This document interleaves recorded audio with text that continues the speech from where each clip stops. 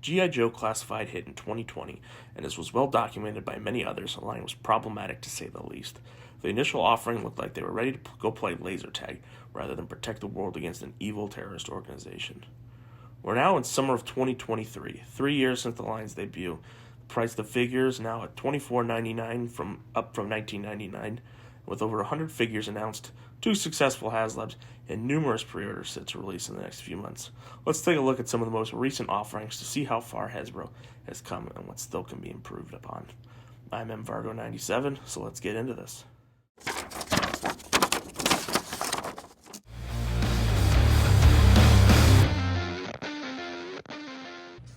The first figure we'll take a look at is the Cobra Eel. The eel comes with a removable helmet, oxygen backpack with propulsion unit, harpoon gun, removable knife, and a pair of flippers. Right off the bat, it should be noted that this figure was an Amazon/Pulse exclusive and was sold out very quickly. Now, the eel being a fan favorite and one that army builders are seeking out in mass, currently it results in massive, outrageous secondary market prices.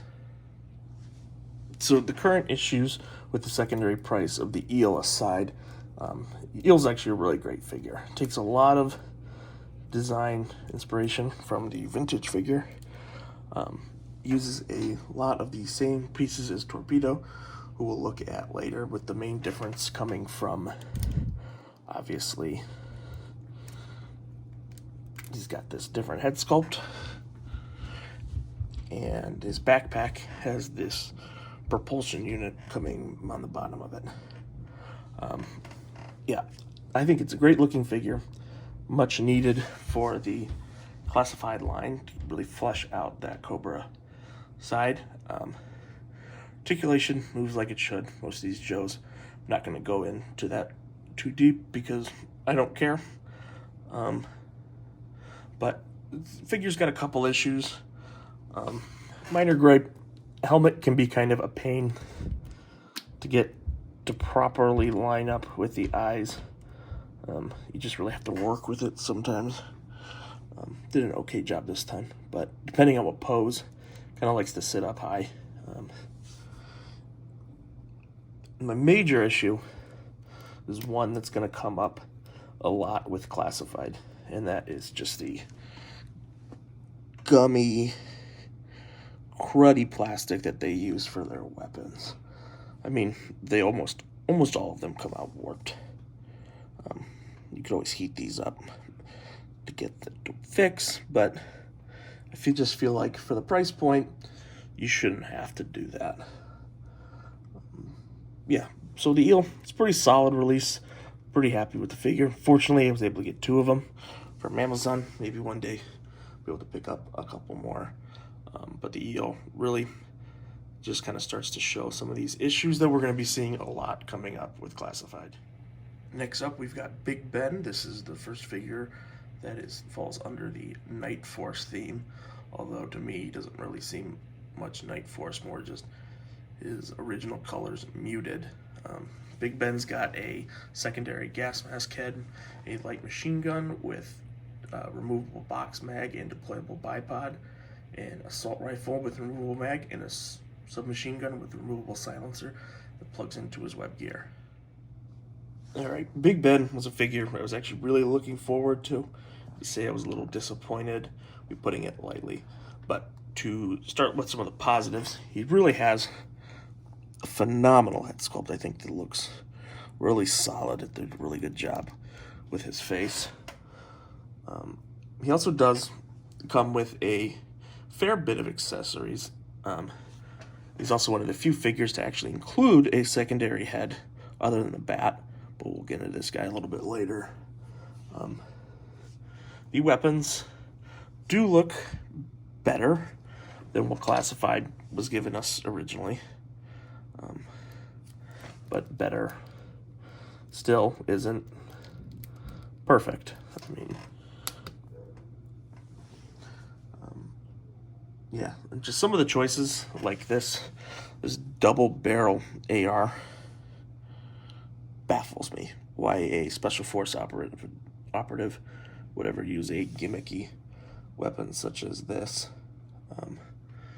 These weapons, particularly the LMG, are really prone to that gummy, bendy plastic. This stock is particularly bad on this guy.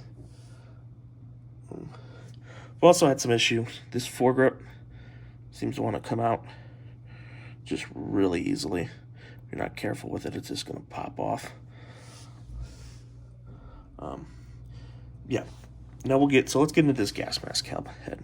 And we'll give it props for only having the filter on one side, so he can get into a right-handed shooting pose. But that being said, the way they sculpted him is left-handed, as he's got the up and down hinge here and the side to side on his right hand. So that doesn't make a whole lot of sense. But yeah. So weirdly enough, let's get this thing on. As you can see, it pops off on the neck rather than the head. So when you pop it back on, you get this guy on there. It has no up and down articulation. You can get it side to side a little bit, but not very well.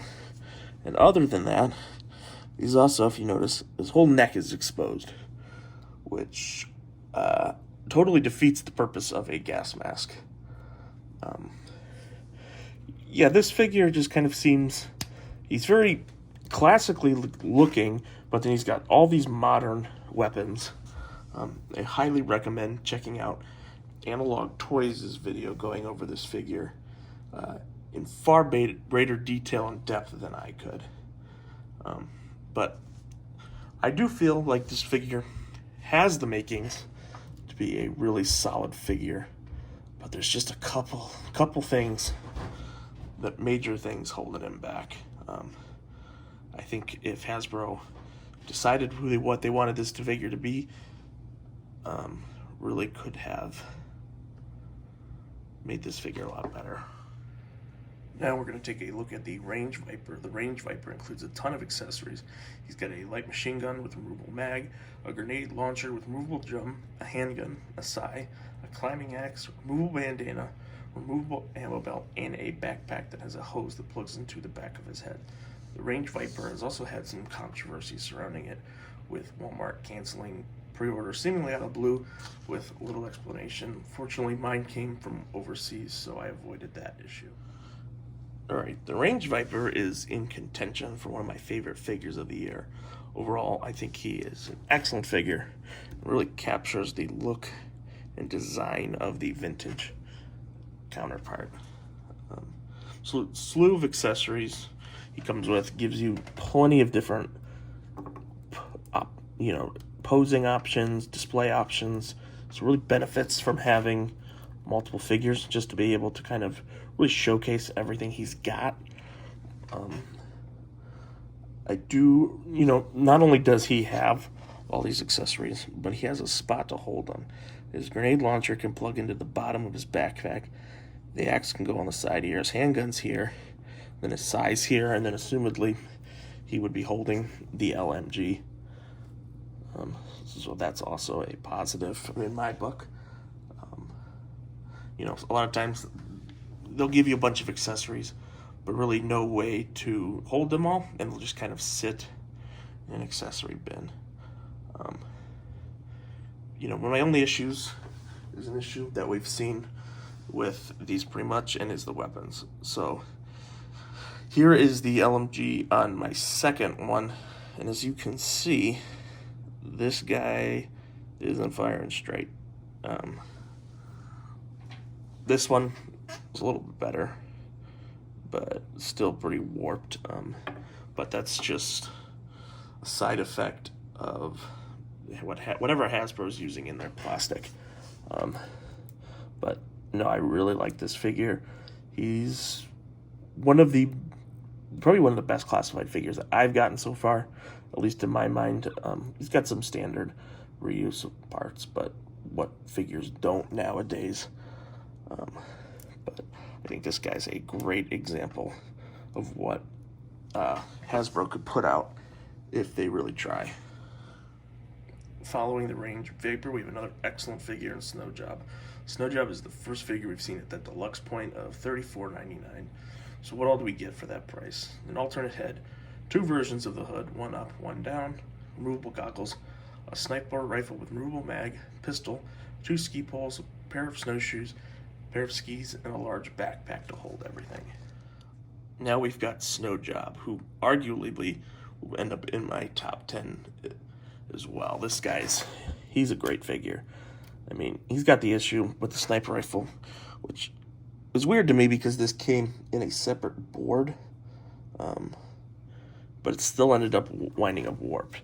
I don't think until they change the plastic that's going to change. Yeah, he's got a ton of accessories, as you can see on the backpack here.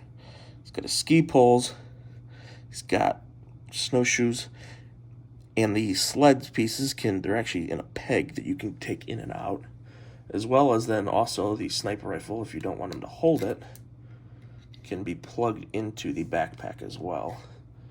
I have to get it to move around a little bit just to get it fitting in there right, but yeah, really great. I love that we've got this alternate option for the head. Just plugged it in all the way there, but ton of different display options for him. I would say the major question coming from this guy is whether or not he's worth the $34.99 price point. I mean, you look at the amount of accessories he's got, compare that to the Range Viper who we just looked at, which was a $24.99. Not so sure this figure warrants $34.99. $29.99 I could see, and I think if he could come in around that price, I think this guy would be almost a perfect figure and would have almost no complaints other than the standard classified problems. Staying on the Arctic theme, we're going to now take a look at the Arctic Bat.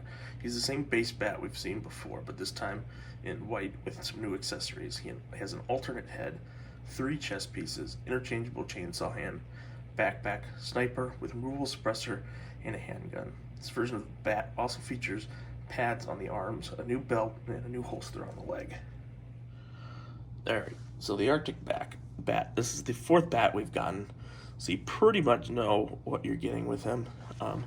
I do think the new head piece and chest piece really do add a lot to him, making him stand out from the others. The chainsaw piece is also a nice addition.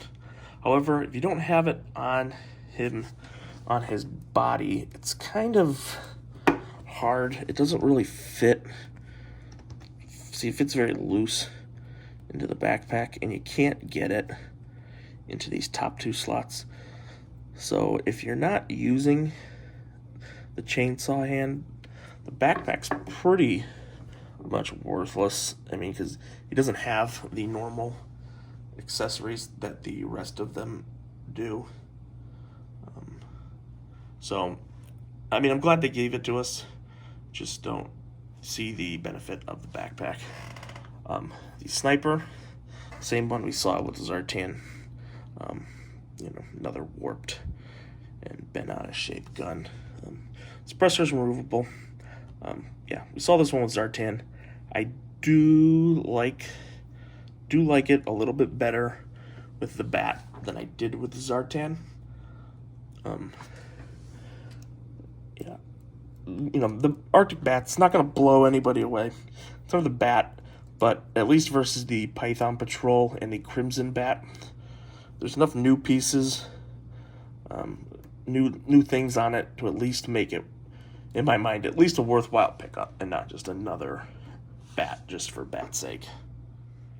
Next up, we've got the retro carded Snake Eyes. This figure is designed to look like his 82-83 original. He comes with an Uzi, a 1911 with a removable suppressor, demolition bag, 2 grenades, and a figure stand.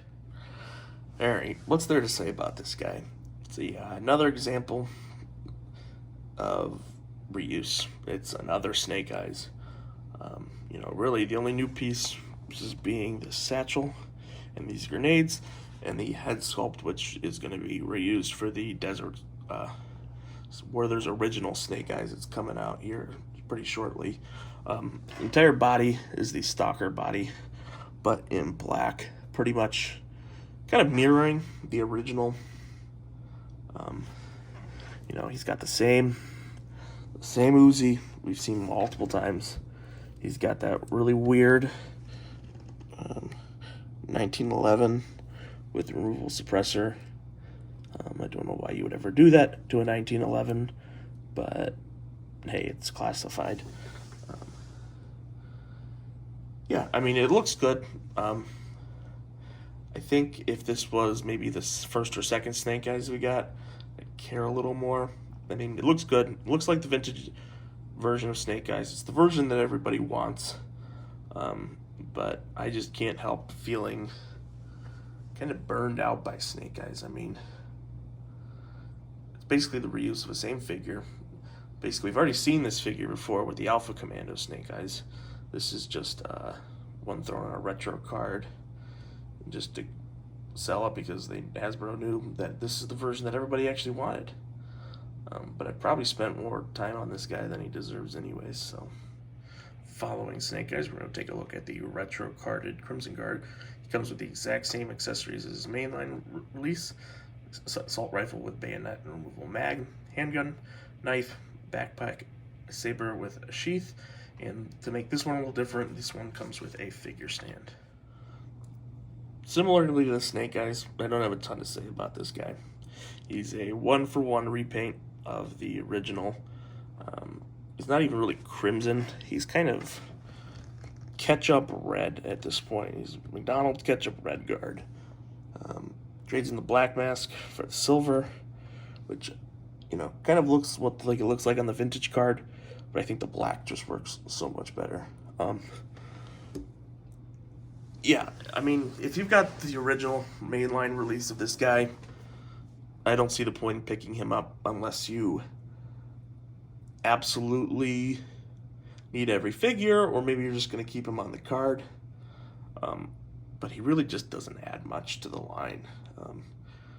Just a lazy repaint thrown onto a retro card. And unlike the Snake Eyes, nobody was asking for the Crimson Guard in ketchup red. So, totally skippable. Kind of a waste of a slot in my mind. Next up, we've got Bazooka, this time in his original 85 look. He has his rocket launcher, 4 movable rockets, backpack to store the rockets, and a removable head. Same accessories that we got with the Tiger Force version. Alright, Bazooka. Bazooka is exactly the same as the Tiger Force one we got. But, of course, this is the version that everyone wanted in the first place. So they really should have put this guy out first.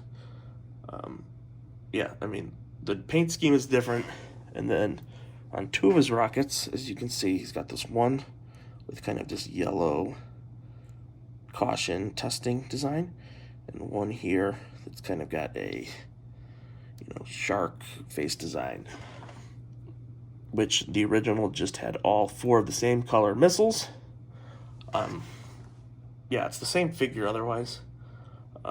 Bazooka's on that larger body, which I am not a fan of. It really, I don't think proportions great.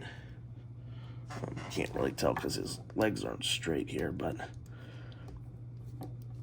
I've never been a fan of the roadblock body. I think it's way too big. One interesting thing I did notice versus almost every other Joe figure, he does not have an ab crunch. Rather, he's got the, you know, the ball between the two. One thing I really wish they would have added are just some straps, kind of like what the 20th anniversary Captain America has. I think that would add a lot to this figure, you know, kind of making it a more realistic interpretation. I know the vintage figure didn't have one, but it was kind of silly back then. Yeah, so, I mean, for the Bazooka fans, this is the figure that everybody wanted. It's the figure that should have came out first. Um, it's an alright figure.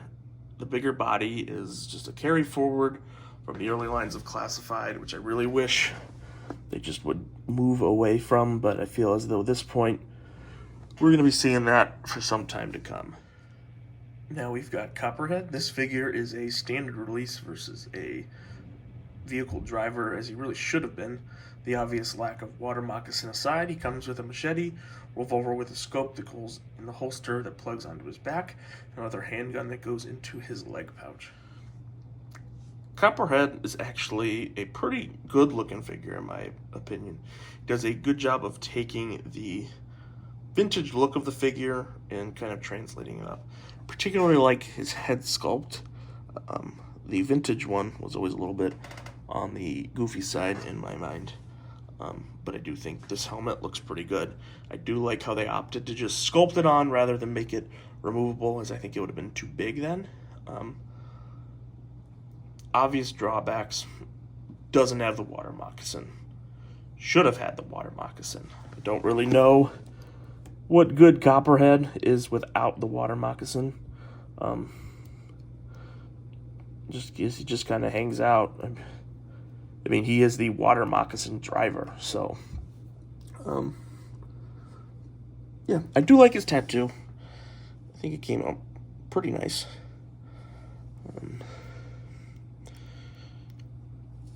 Yeah, it's a decent figure. I think if he would have come with the water moccasin, I think it would have really solidified him as a great figure. Next up, we've got the California rocker himself, Rock and Roll. Rock and Roll has his M60 machine gun with a removable box mag, which can either be plugged into his gun or on his belt, an ammo belt, which can be plugged into the gun, sidearm, removable helmet, radio, and a set of alternate hands. Alright, Rock and Roll. This guy's got a couple issues, but I really do love this figure. I really love the head sculpt. I think it came out really well, and the helmet fits really nice on that. Speaking of the helmet, I think the helmet looks really good too. Yeah, I think the tattoos look pretty good.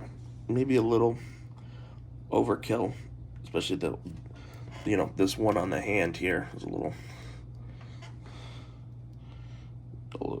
stupid, but yeah, he's got some strange things. This ammo belt on his wrist is pretty stupid. M60, pretty warped. I don't know what's going on with his bipod, though. I just would keep it. I just like to keep it folded up. But he comes with additional hands, something that we rarely, if ever, see with Classified.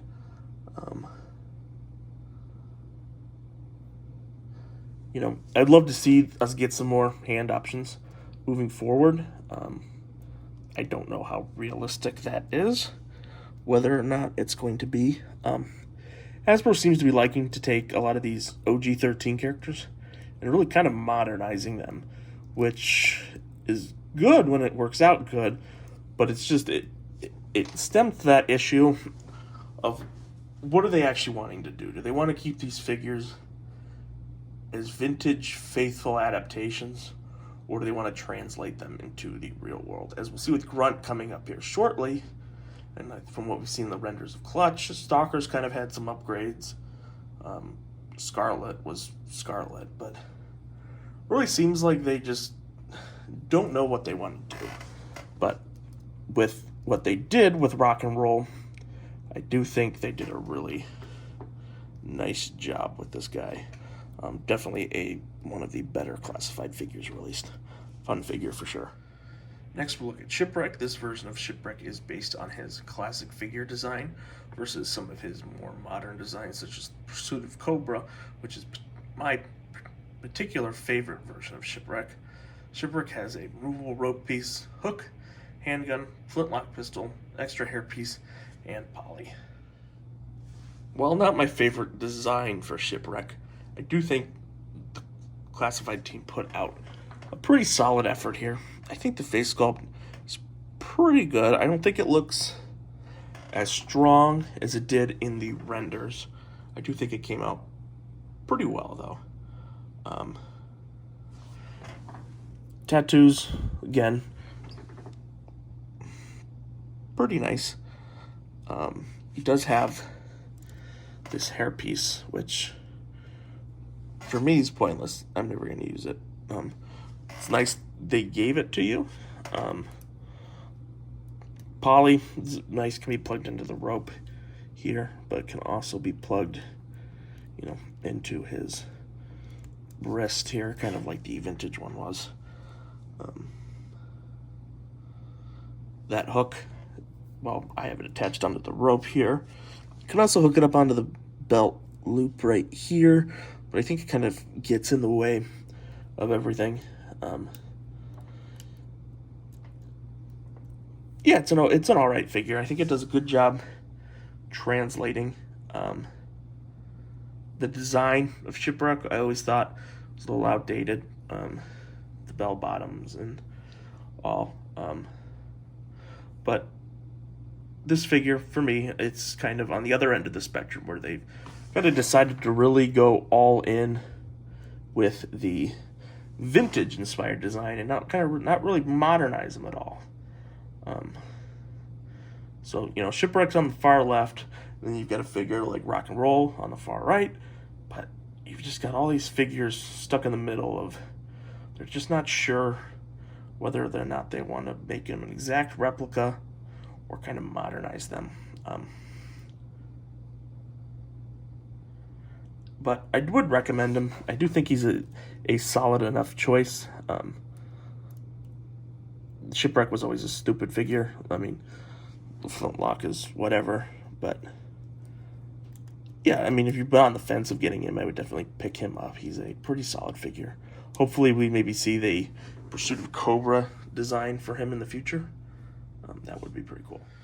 Next up we have Torpedo. Torpedo fits in great with the earlier eels. Really starts to flesh out the underwater and aquatic side of Joe's. Torpedo has a removable mask, backpack, harpoon gun, knife, assault rifle with removable mag, and 2 flippers. Torpedo, he's also a pretty good figure. I think that he does a good job of translating the vintage and kind of expanding that sculpt, which was a little weird. His mask on the vintage figure always looked a little weird to me. The face sculpt that they gave him, I think looks great. They're definitely getting better with face sculpts. Bonus points, he can basically hold everything. He's got the spot for this rifle on his back here. And then he's got the strap that we saw, same as on the eel.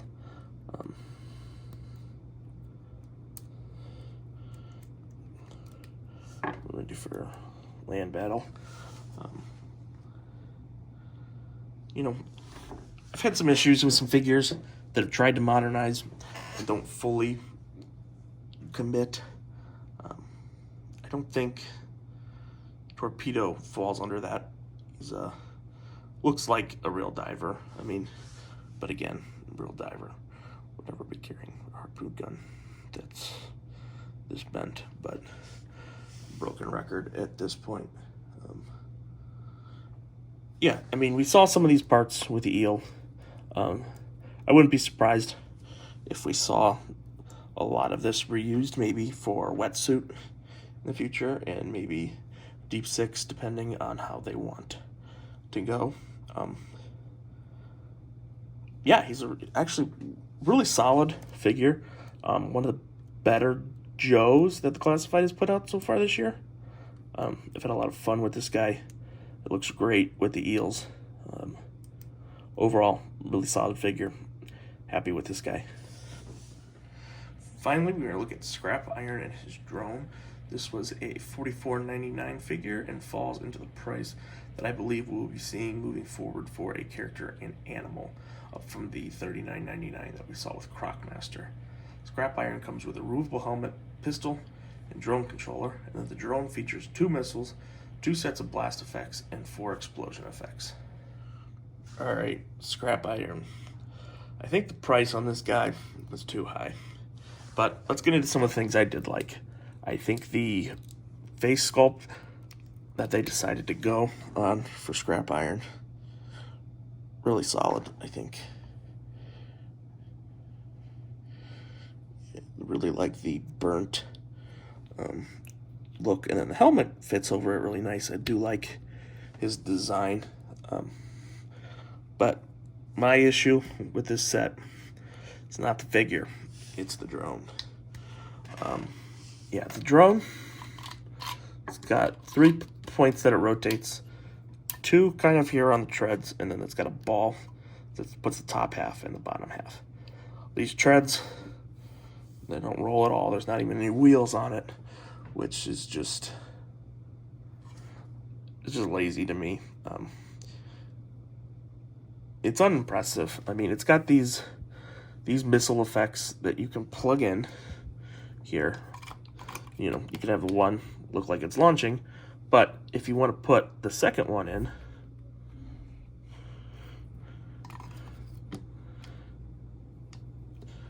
the weight of it is going to cause this thing to slowly move down, and it just doesn't want to stay up. Which, you know, if you want to have this thing posed, comes with a major issue.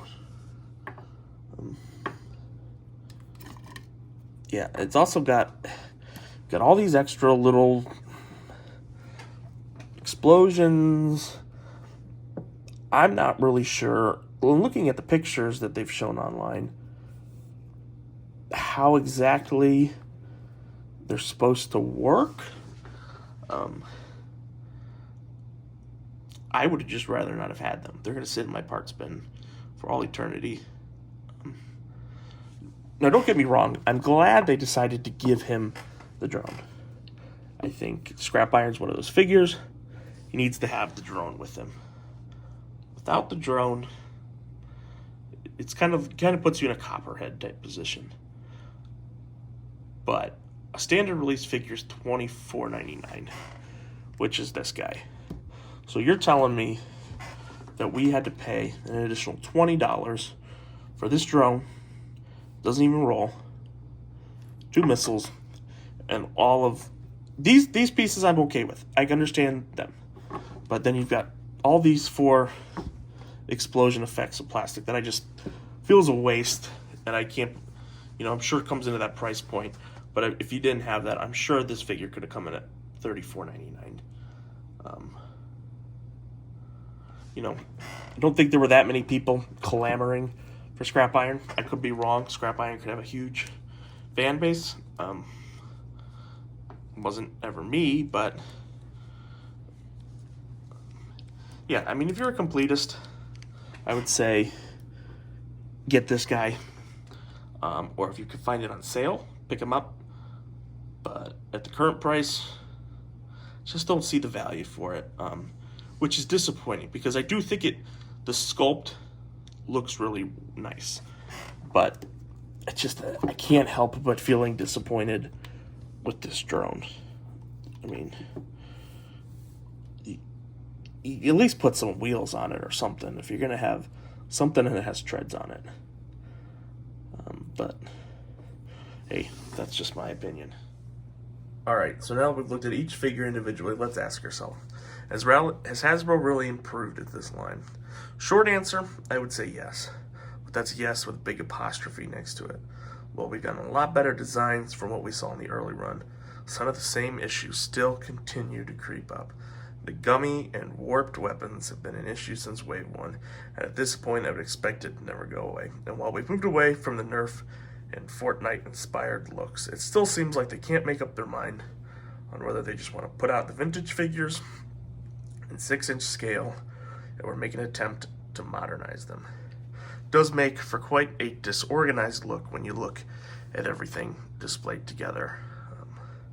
I love G.I. Joe. I don't want this video to come across as me hating the property. Obviously, I bought every figure to date. I just want to see these figures reach their maximum potential. It's not all bad. Some of these figures will more than likely wind up on my top 10 for the year. It's just my opinion. That wasn't obvious enough. So I'd like to hear from you. What's been your thoughts on Classified this year and where we've come. What would you like them to change in the future? Let me know down below. Thanks all for watching, and I'll see you next time.